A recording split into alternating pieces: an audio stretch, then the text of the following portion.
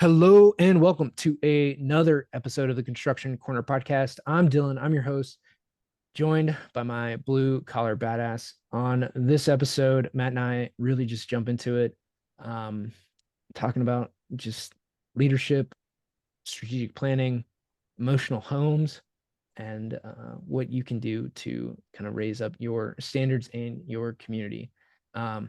And just for context, in the start of this episode, we get into it. I have an American flag as my background, since we don't really put this up on Zoom, and I'm wearing a 6 Hour American t-shirt just for reference on a lot of this stuff and all things America, right? So enjoy this episode, guys. Have a Merry Christmas, and Dylan and Matt, take it away. How's it going, man? Going well. We're just all American out today. Oh yeah, I like it.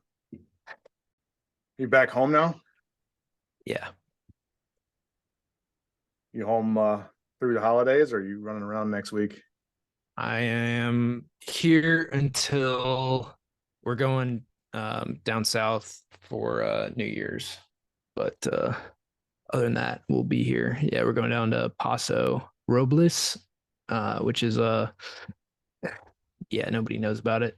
So it's actually like a super nice wine region. So it's between it's probably about midway between LA and San Francisco on the coast. Nice. Or pretty close to it. Yeah. San Luis Obispo is like the next closest town, which is where Cal Poly's at. I have a client that lives there. In San Luis Obispo. Yeah. It's a nice area.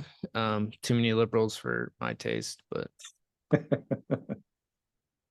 No comment. I mean, They all pay their bills. again, like from there's just a lot of like dumb stuff the county does. So like Lauren is she does all the regulatory stuff for the mine, and they have a mine down there, which is why we go down. Otherwise, we would never visit Paso. But so like with mine and just in general, there's a lot of like dust control things that need to be done, right? You can't put too much dust because dust is bad apparently for whatever dumb reason. So they shut down the SLO County, San Luis Obispo County, shut down a dune, like a park, because it was generating too much dust. Yet it's still going to generate dust because like sand blows when the wind blows because it's on the ocean. So it makes a lot of sense to not allow people in there, because of the dust generated by nature. Wow. So I had lunch today with a guy, with a few guys. One of them I'd never met before, and he's been a staple in construction in the Detroit market for a long time. He has seen and built some serious shit. And he was telling me this story, but they were working somewhere downtown near the stadiums. I don't really remember the project. But they were demoing upper floors of this building. And by city Detroit code, like you can't create any dust, right? And so they were tasked with taking, buggies of broken concrete down the chutes and down the freight elevator, and it's painfully slow. So instead, what they would do is wait till after dark, and they would take a skid steer and just go shoop and scoop it right off the side of the building and let it fall. And then they'd send gift cards to car washes to the local businesses around the area the next morning to let them clean their dust off.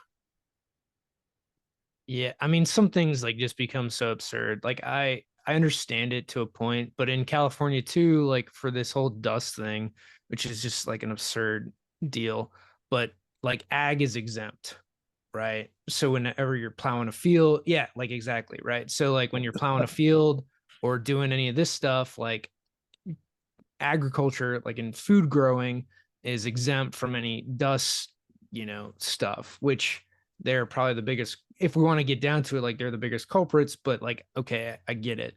But then on a mine, right, for like rock and also like an ag product, granted it doesn't grow, but well, it does just very slowly.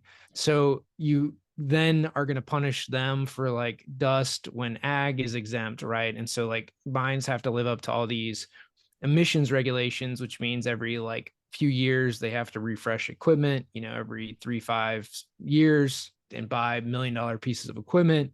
And then that equipment just goes to Nevada to be used, and they get cheap equipment, that's barely, like, I mean, some cases barely used, where again, ag is exempt from this.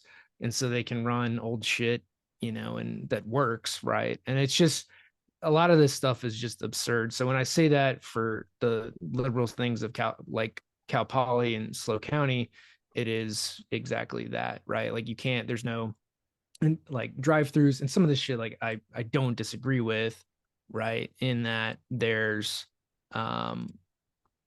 like, to have no drive-through restaurants. So like every fast food restaurant chain in SLO, you have to like walk in and get your food. Like, I don't necessarily disagree with that.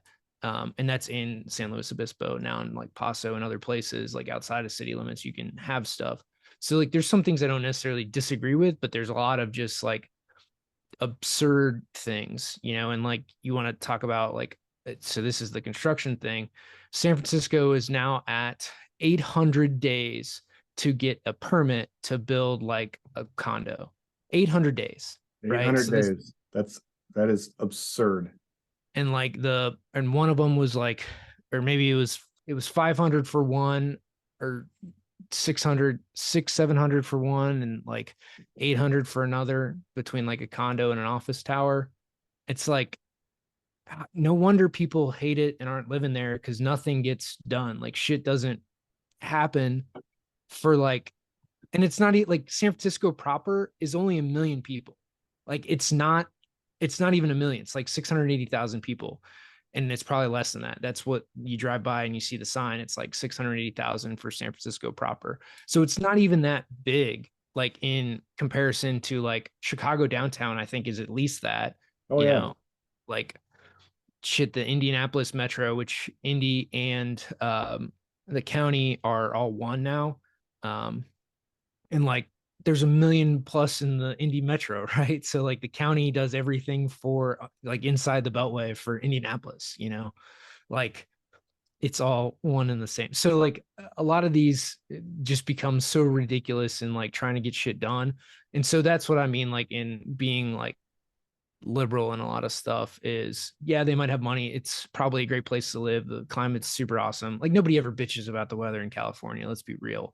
It's everything Right. else. Yeah. Like, or you're bitching about like, oh, it rained today once in, the last 100 days in LA. Like, come on, man. Like, it's,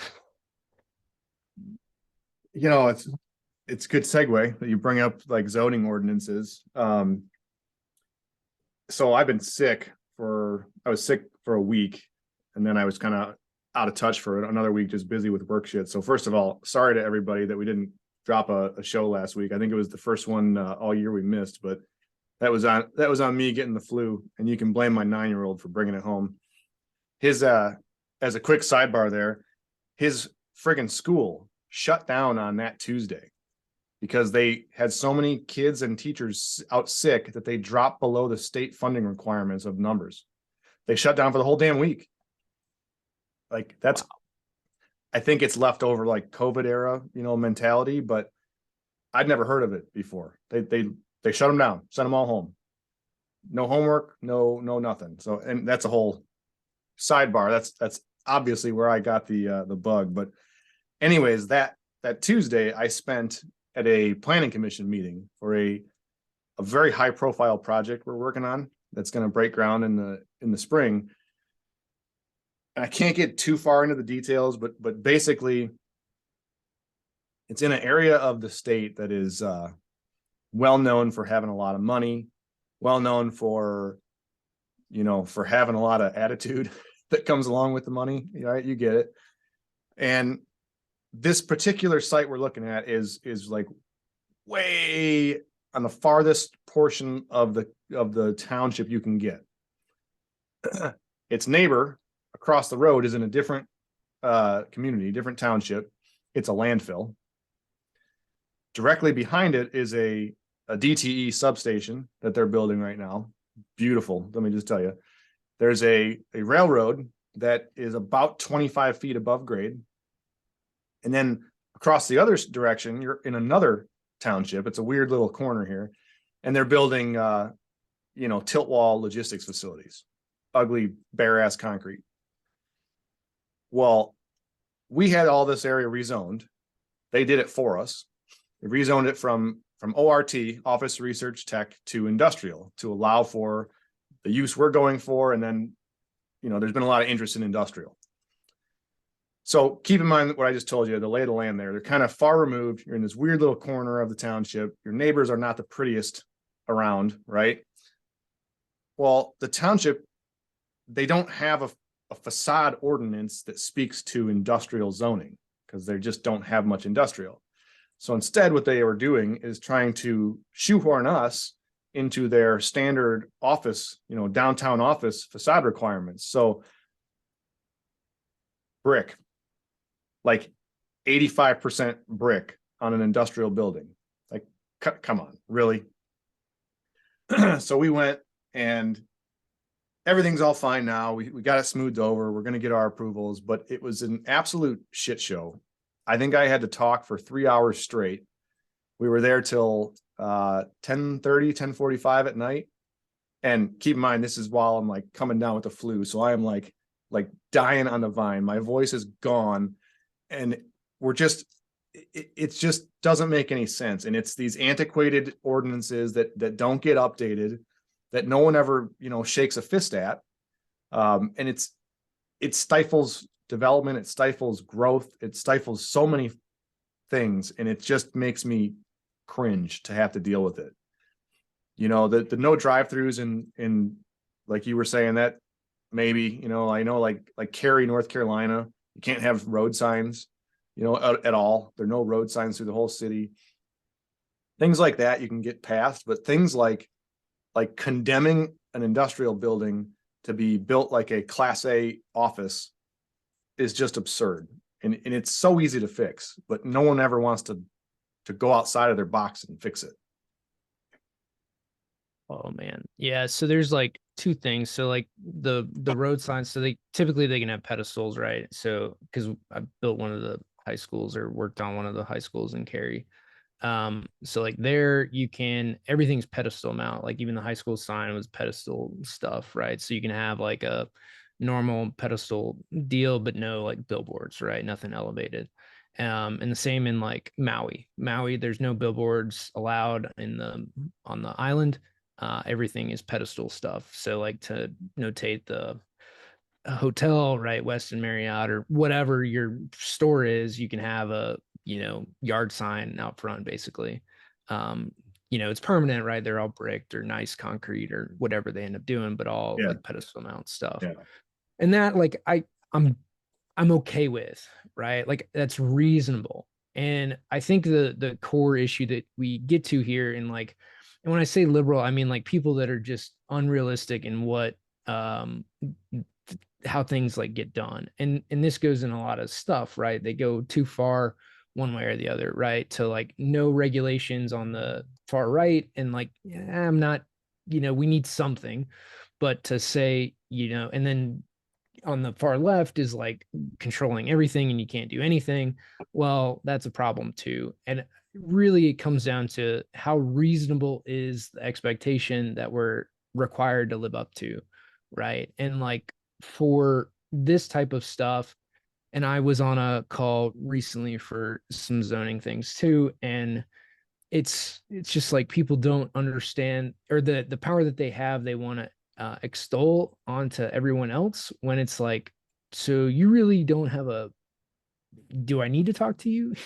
Like for given projects. So like the thing that you're going on, like I don't think people really either understand nor care what it costs, right? So they don't understand that brick and the masonry now adds, whatever it might be, $5 million to the cost of the project for a facade in a place that's not it's not like you're building something across from a subdivision, right? Or a high school.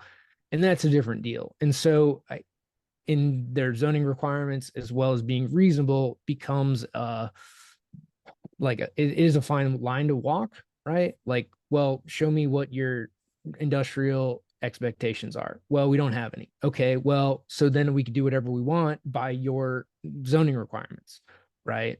And then if you really want to go down the books, it's like, well, if you kill a cow, we can hang you in the town square because those are not off the books either, right? So like, what do we want to go to in like on the books, right? There's a lot of laws that are still on the books, like if you don't flash your headlights at a stop sign, right? Because that used to be a thing. Like there's a lot of stuff that we don't use, but it's not taken out of the like actual law.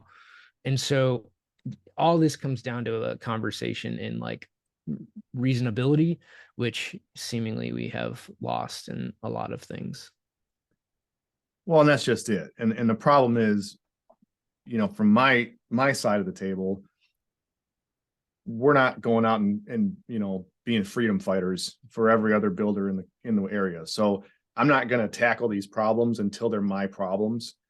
But by the time they're my problems, it's probably too late to affect any real change. And at that point, now you're just trying to talk reason with people. And errors by omission in ordinance, it's unreasonable.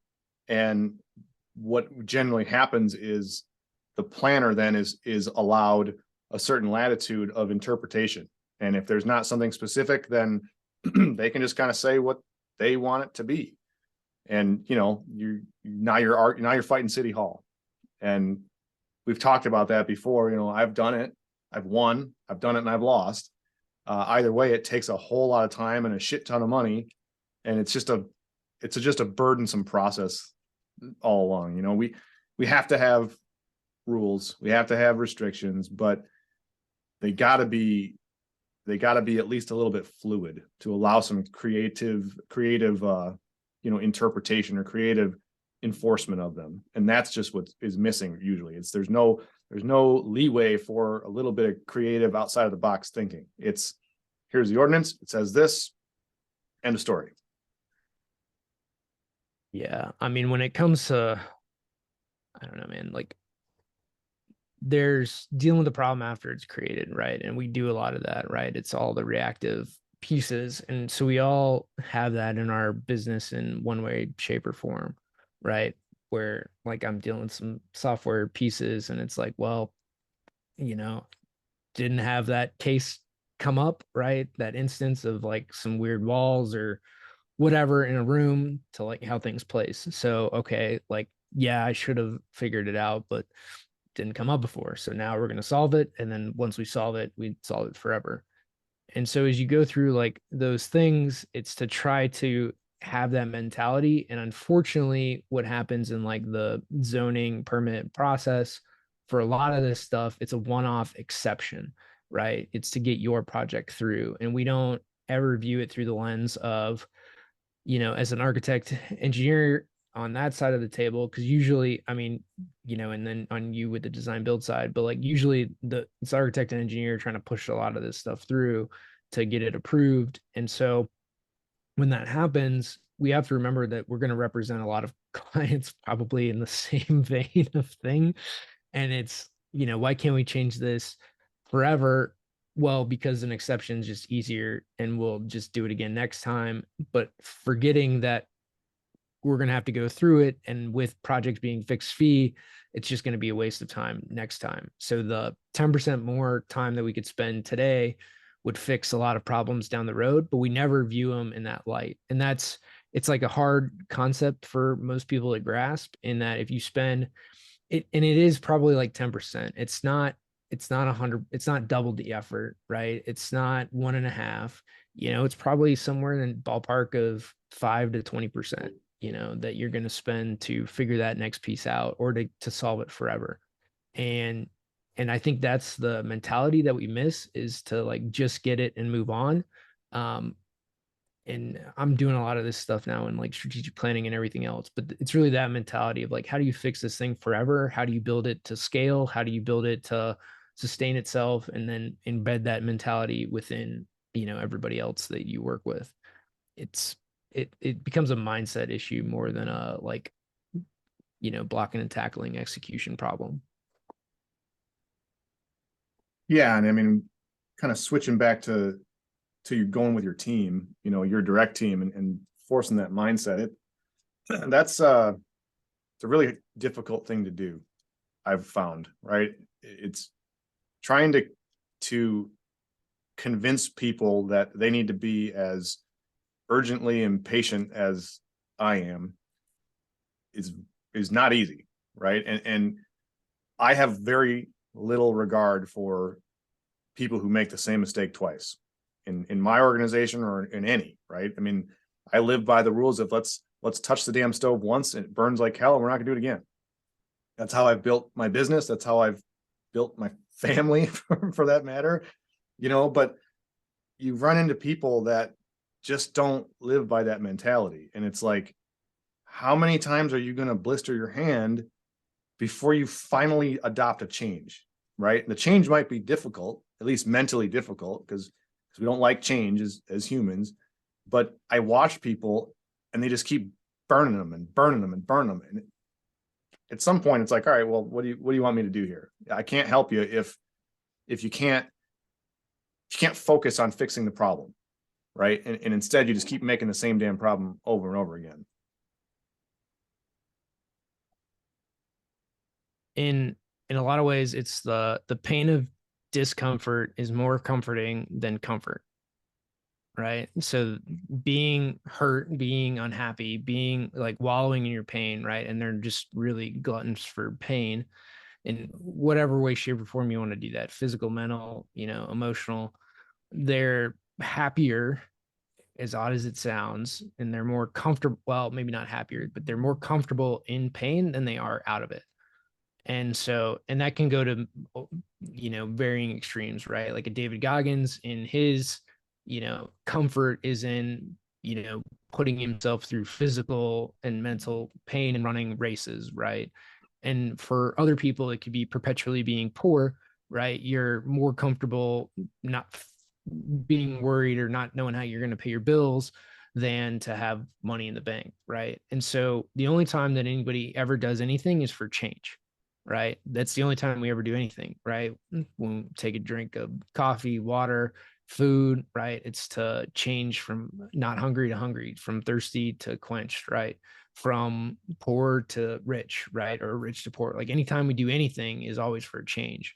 And so when you view it through that lens, like you also have to know where like people's homes are, right? Their emotional homes. Like, are they a worrier by nature, right? And you try to not get those people into your organization, right? Are they optimistic? Yeah, okay, good. That if your emotional home is optimism, we can work with that, right? Because negativity spreads like a cancer through any organization, right? You can even look at it in the last few years at the negativity that's been pushed by like the media, right? It's even the most positive, happiest person you have ever met in your entire life will at some point succumb to negativity when that's being pushed down their throat, which is why like you can only be so happy, but you can be a lot sadder, right? And so the person that's negative in the office, like it's hard for even the happiest person to overcome that. But you get rid of them, and then everybody like kind of returns to their baseline. So you're going to have like a few people, and there's always a few, right, that are just bubbly, super happy people, which those should be the people that like answer your phones and stuff. But like those people that are happy, always excited, like just you could kick their dog, and they'd still be happy, right? Like those types of people are, one, they're few and far between, but on the whole, they bring everybody up, but they can only bring them up so far. And so you want that level of like emotional home to be always towards the positive, the optimistic, because that means that you can be more creative. That means your organization can be more fluid. They're going to be more productive, right? If you're just pissed off, like most people cannot use anger as a fuel to like do stuff, right? They just wallow in it, or break things, or like it's not a productive emotion for the majority of people. Now the people that can harness it and use it to productive actions are again few and far between, but they can do that to an extraordinary benefit to themselves, right? It means they'll get shit done no matter what. And so like as an organization, you have these emotional homes. And this is why like hiring is so important. This is why like getting rid of those people is so important, because you can only do so much in emotional like manipulation effectively to like a team, to any group of people. um as happy as somebody is, you can only move somebody else so much. Like things have to change in their life, and they have to have a complete mindset shift and frame shift um to become happier. But like the the energy and effort that it takes to do that from a negative person to a positive person is, as bad as it sounds, like it is not worth your time and or energy to like fix that person, right? There's only so much you can do, and until they decide to make a shift, they're not going to. It's an absolute losing battle, dude, because some people just love to bitch. They they like to bitch and moan. They like to be unhappy and stressed out. And I've never heard it phrased like that with the, finding their emotional home. That's pretty heavy stuff you just laid out here for us, but it's 100% true. And some people they just can't get past that mental fog that, would allow them to do things more efficiently and then be less stressed out, which then allows them to be happier at work. They like to stay and piss and moan, and nothing ever benefits from it. Andy talks a lot about getting pissed, and I kind of operate that way too. Like when I get my own personal failures, or when I see people, coming at my company, I use them as chips on my shoulder, right? I load that shit up, and I get angry, but I control the anger, and I'll put my head down, put my horns out, and I'm going to run you over. But then there's people who just can't do that. And they're so constantly down and constantly in that negative, sour mind frame that then any actual real negativity put on top of that is crippling. And even they can't operate anymore. And I've seen it.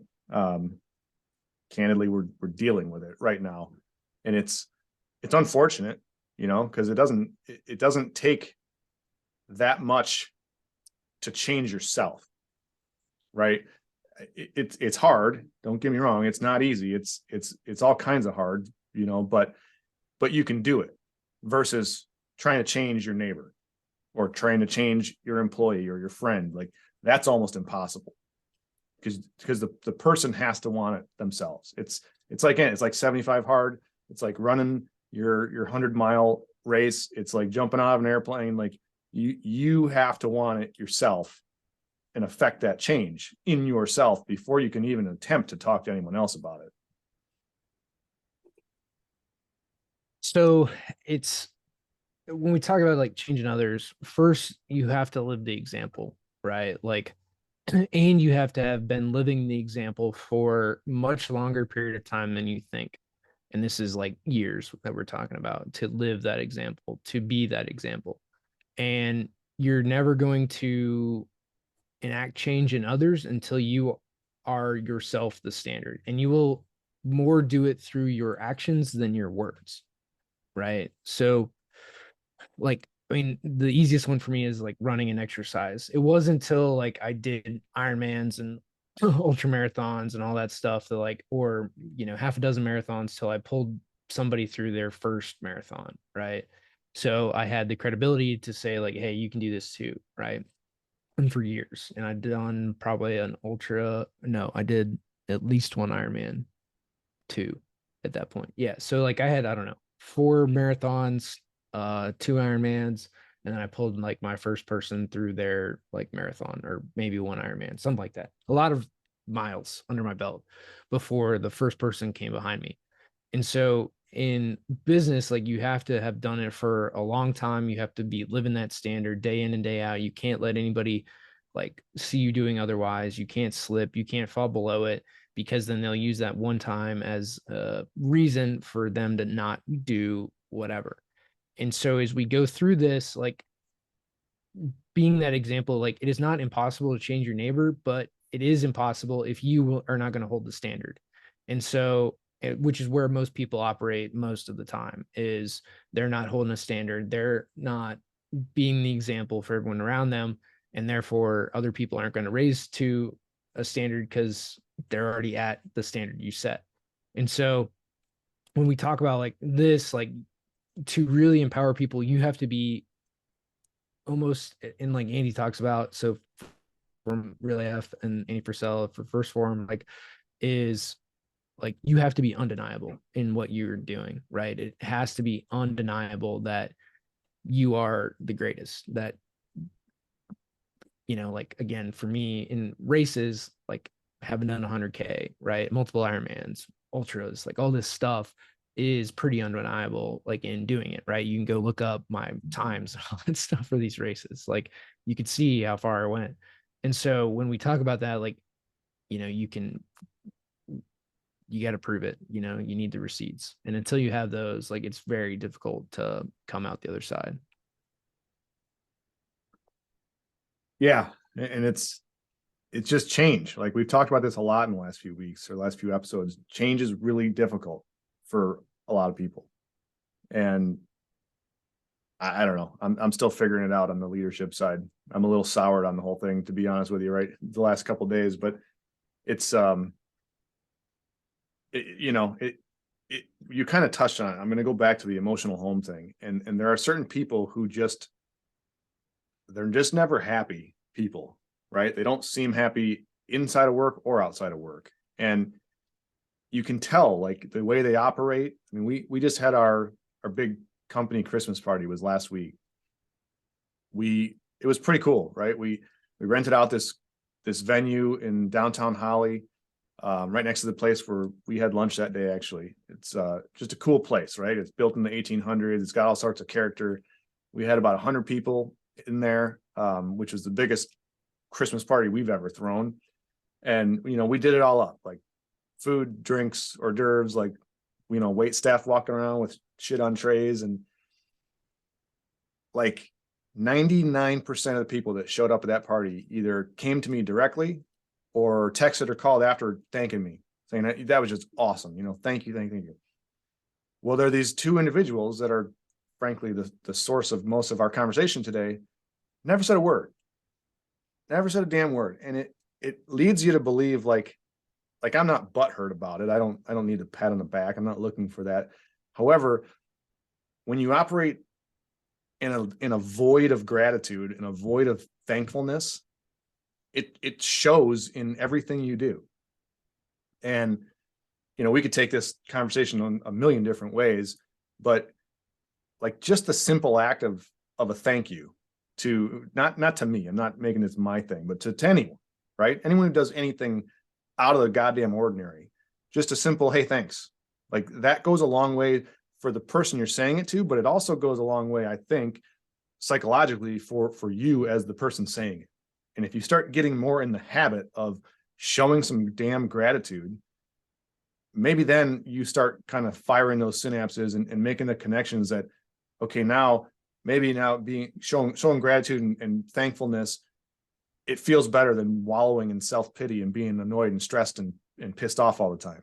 And maybe that's how you start kind of changing yourself. And I don't know, I'm no Dr. Phil by any means, but it just it's kind of eye-opening when you start seeing these different personalities and you start putting these things together in real time. It's kind of like, holy shit, that's that it's easy writing on the wall to see. I mean, people tell you exactly what they're feeling, right? They'll tell you exactly what they're thinking. You just have to be listening to it, and you have to take them at their word, right? Like this is the deal. Like most people will tell you exactly where their emotional home is, right? You'll hear like thank yous, and you'll hear this gratitude, or he'll hear blame to other people, right? Like, that didn't work out because they didn't really like me, or whatever, right? You'll hear it maybe not as overt, but like in the subtle context of a lot of things, you will hear blame or gratitude, right? Like, and there's all sorts of shades in the middle of that, but it's as simple as like, I went to lunch with Arte guy last week when I was in Raleigh, and like we went to a nice place. We weren't, like I kind of dressed like this, right? T-shirt and jeans, and had a big coat on, and people are in there wearing, suits and stuff. And I was like, well, this is a lot nicer than I, maybe thought, but this is who I am. This is, I'm wearing a hat and coat and whatever, it's a kind of steakhouse type deal. And he was in the same, right? He had a t-shirt and ball cap on. And, but again, like everybody was nice to us, right? Everybody around us was, thank you. And what do you recommend? And it was a nice kind of conversation. And you can hear other people in those same things of just like blame or worried about what they're wearing or self-conscious about things, right? And none of that, we said none of that. This is just who we are, and we're showing up, and I will gladly pay the bill, right? And and you fight over the bill and things like that, right? And because that's just what people end up doing, that like are grateful, right? That care. And so that becomes a, like, you can see all those little things and how people react. How do you treat wait staff? Do you thank them for when they're filling up your cup? Like whatever it is, right? Filling up your water, or just little things like that do go a long way to understanding like who somebody is, what they care about, and like where they are. And it doesn't take long to like figure out, you have a gut feel of where people are pretty quickly. Like you don't need to go through a lot of, rigmarole to figure out if they're fit or not emotionally. Yeah, yeah, for sure. I mean, it's really telling, and but you got to be paying attention. And I think it's really easy for people, for myself in particular, to kind of get blinded by almost a complacency, right? Blinded by like, all right, here's my task at hand. Like, we got to get this shit done. We got to build this fucking building, and all the rest of the stuff I can just look past because it's not physically on fire quite yet. And especially in a leadership role, you got to not do that. You got to take the blinders off and see the whole forest, because if you don't, the shit can start burning behind where you can see in your peripheral here, and you're gonna, by the time you figure it out, it's gonna be too damn late. So I was just having this conversation. As you guys can tell, I talk to a lot of people. Um, like it's what I do, man. Um, so I was having this conversation with one of the guys, and we were working through stuff, and he was like, man, it was a real productive day, and then another day when we had like our I was at their holiday party and stuff like that, and he's like, man, today it doesn't feel like I got shit done. And I had to remind him, like, no, man, this stuff, right? Spending 3 hours with the team, with the guys, that is just productive, if not more productive than the spreadsheets that we're working on or whatever else, that goes through. And so for all you guys out there, like bullshitting with your team, it's not like productive in the sense of like one for one, right? A brick got laid, or a wall got up, or rooms got designed, or whatever, right? It's not productive in that sense. But what it is productive in is bonding with your team and making sure they understand like where you stand. They understand the vision of the company. They understand why we're doing things. And like that is just as productive as everything else that you have on your to-do list, right? Bullshit with team can be an item to do on a regular basis. And I think often we forget about that. And for me, when I was leading engineers, like, and I met with guys, or saw guys like once a week or once a month. Granted, I talked to them every day because we had a standing call to go through projects. But like for some guys, I only drove and saw them once a week. And one of the guys came in like maybe once a month or every couple weeks or whatever. And so you spend 20, 30 minutes bullshit with them. How are you doing? What's going on? What can I help with? Right. Whether it's work or not, like it doesn't matter. It's that you give them your undivided attention for a period of time. Like one guy loved to talk about golf, and sure, that's what we talked about, like other guys care about different things. And so you gotta, like, one, know your people, but and then also just tell them where you're going, like what you're working on, what the plan is, where they fit in, or hey man, just keep doing what you're doing, right? Like you're in a great role. There's really, I was the upward mobility, and none of you guys are licensed, so you're going to be in this spot forever, and that's just what it is. But again, just keep doing great, and that's what we can expect. We can expect new projects, or here's what's coming down the pipe. And so, like, when it comes to productivity, because a lot of you guys listening are this way, right? Like, and you want the productivity hack or the thing to significantly improve what you're doing. And sometimes, man, like that personal relationship, and this is all that like long-term thinking, right? It's not necessarily going to pay off today, but it will pay off in years, and even just like in a good friend, right? And things like that matter. And I think we take a lot of that for granted, especially in the like boss employee dynamic, right? Like, I'm here to help you, you're here to help me, we're here to get a job done together. Like, that's what it is. It's nothing more or less. Some of this is like, just don't overthink it, man. It's a lot simpler than we all like really think about, especially when you break it down, like it's not that hard. Yeah, I mean, it really is simple, and you just got to do it. It's that concept I touched on a few weeks ago of inefficient uses of your time for productive means, right? And all of that sort of stuff. Like it's inefficient as hell to go stand by the water cooler for half an hour or whatever. However, it's a productive use of time if you're doing it in the guise that you just framed out, right? If it's getting to know your team and spreading some good camaraderie and building rapport, it is inefficient regardless, but it's a productive inefficiency. Well, and don't let bullshit and get in the way of actually doing work, right? And that's not it Sure. either. Right. So it's like, get all your shit done for the day, right? Or all the things that you really need to cross off your list, knock that out first. And then you can spend that afternoon or the last half hour of the day, or maybe it's the first 15 minutes or getting coffee with the guys or whatever, right? Or the 5 minutes after your meeting. Like, this doesn't have to be a long, drawn out thing. It's just intentional that you talk to everybody, right? Some guys like were in early, like I usually got in at 7:38. There was some guys that were in at 7, and that's, they operated 7 to 3 or whatever, 3:30, and that's how they operated. And then there were other guys that got in at 9, left at 6, and that's how they operated. I was usually there from 8 to 6 ish, and so I could hit both ends of the spectrum, right?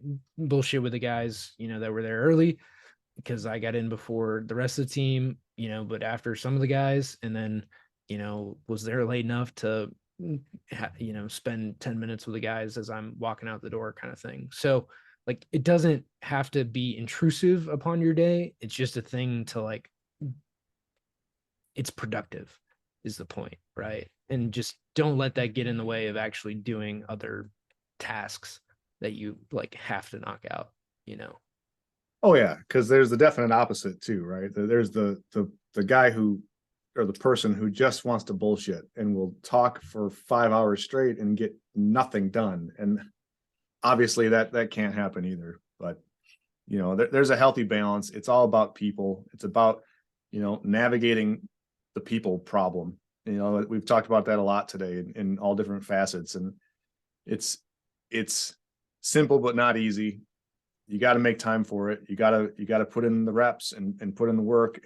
And like you mentioned earlier, it starts by example. It starts with you.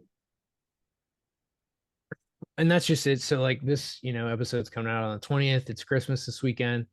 And so, like Christmas cards, things like that, letters to your team that are personal, um, it's worth it. There's one of the guys, uh, Kenny Blakesley, who's been on the show, and he's showing that because he's got 100 plus guys under him, and he's handwriting cards to everybody.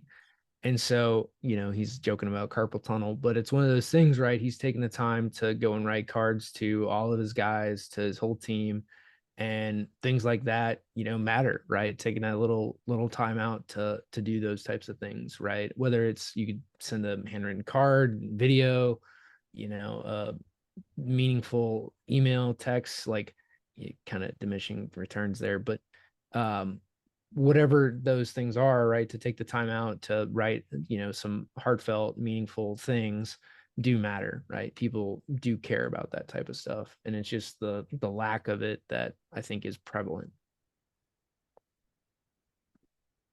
I think there's a lot you can do, and people respond pretty well to it. And as a leader, you gotta lead that charge. Kenny's doing a great job.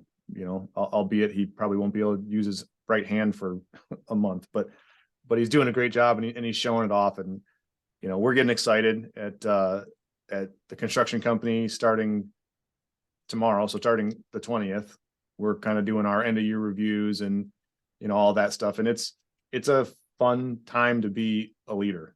It's a challenging time in some aspects, but it's also a lot of fun. It's that time of year. There's big stuff happening. There's huge stuff on our horizon. That's just fun to see. You gotta enjoy it, and you gotta lead by example. Speaking of example, if I didn't say that today, the 20th, when this comes out, is my beautiful wife's birthday. I wish her the happiest of birthdays. I'd be in big trouble if I didn't say that. So I'm leading by example, Dylan. Hey man, carrot and stick, right? Carrot and stick. That's right.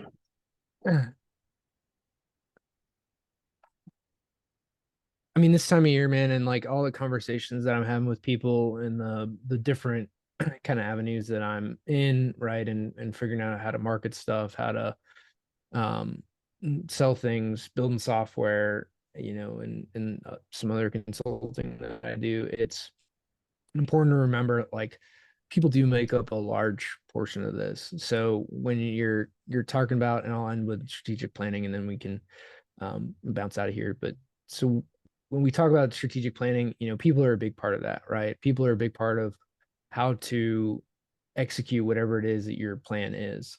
And you can always have like the big dream, right? The big goal, the big thing to hit, and what percentage of projects you might do, or the four people you might go after. Maybe you only get half of them, and like there's the pie in the sky, or like the dream, right? The ideal, and then it's working backwards from that. And then really the big thing that I've just thought so much about is if you can be consistent, if you can be um just daily basis execution for whatever those goals are to get you to them. What are the three things that you need to do to end up hitting that goal? Right. And so one of the big things, and you guys have seen a bunch for me, is just writing like 500 words a day. And like through that, I've had in 2 weeks or whatever it is, like 1,400 people sign up for my online newsletter. Right. I still do the print, out to like I think there's 300 or 400 on the print newsletter, right? That's free. You can go sign up for it. But that's how I reach a lot of people. And writing is one of my preferred ways to communicate. And that's driven a lot of people to, check me out, to check out what we're doing at Cowbung Studios, and drives a lot of things. Like I never thought about it, like I never intended it for it. Like I'm not talking about software at all, but find out whatever the things are that you can do to get like closer to your goal, and whatever that means to you, right? Whether that's in fitness, whether that's in business, whether that's in your relationships, right? Like having a date night once a week, or putting your phone away for 15 minutes, like something that you can execute on a daily basis that is not like overly complicated, right? This is a 15 to 30-minute task. If you can consistently execute on that over a long period of time, right, to not expect any quote results for a year, what can end up happening, right? Like I don't expect anything to come of my like newsletters. Like I've, been doing the print newsletter for over a year now. I'll do the online one for ever, probably. Like it's things like that what can you do on a consistent basis for a long period of time that will move you closer to your goals, whatever that might be, right? I don't really have a end goal necessarily for writing that much. It's just something I do anyway. So I might as well put it out there, right? I talk about this shit all the time, so I might as well just write it down and put some cohesive thoughts together. Yeah, you're doing a great job with it, man. I mean, share it, right? That's what we're doing with the show. But you know, you're grinding and grinding towards the end goal, and there is a goal. You may not know what it is yet, and that's part of growing and being an entrepreneur too, is you don't always know what the finish line is, right? Or where it is. But you can bet your ass that someday you're going to look back and be like, wow, yeah, that 500 word a day newsletter I put out opened up the doors to this, this, and this. And you may not see it until you're already through those doors, but you know, that's the beauty of this path that we're on, is you got to find those ways to grind it out and to do what everyone else is afraid to do, or not willing to do. Not necessarily afraid, but you know, when you're the guy doing that and no one else is, you're stacking chips, man. I love it.